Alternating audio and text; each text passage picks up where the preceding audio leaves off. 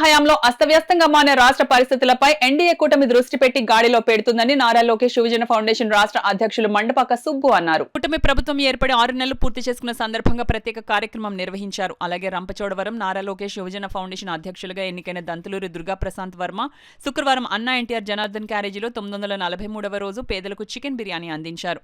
ఈ సందర్భంగా ఆయన మాట్లాడుతూ రంపచోడవరం నియోజకవర్గ ఎమ్మెల్యే శిరీషాదేవి గెలుపులో దంతులూరి దుర్గా ప్రశాంత్ వర్మ పాత్ర ఉందన్నారు. ఎన్డీఏ కూటమి 6 నెలల కాలంలో అభివృద్ధి దిశగా రాష్ట్రాన్ని తీసుకువెళ్లేందుకు సీఎం చంద్రబాబు, మంత్రి లోకేష్, డిప్యూటీ సీఎం పవన్ కళ్యాణ్ కృషి చేస్తున్నారన్నారు. అభివృద్ధిలో సహకరిస్తున్న టీడీ జనార్దన్, ఎమ్మెల్యేలు వనమాడి కొండబాబు, దాట్ల బుచ్చిబాబులకు కృతజ్ఞతలు తెలిపారు. ఈ కార్యక్రమంలో ఫౌండేషన్ జిల్లా అధ్యక్షులు Battula Suryaprasad, Kakinada foundation vice president Karri Veerababu, Mandapaka Sairam, Adapa Jagadish, foundation సభ్యులు, టీడీపీ కార్యకర్తలు పాల్గొన్నారు. రాష్ట్ర కమిటీ తరపున నా తరపున హృదయపూర్వక అభినందనలు తెలుపుతూ మరి రంపచోడవరంలో మరి శిరీష మేడం గారి గెలుపుకై అశేష కృషి చేసిన మన ప్రశాంత్ వర్మ గారికి మరొకసారి నా హృదయపూర్వక అభినందనలు.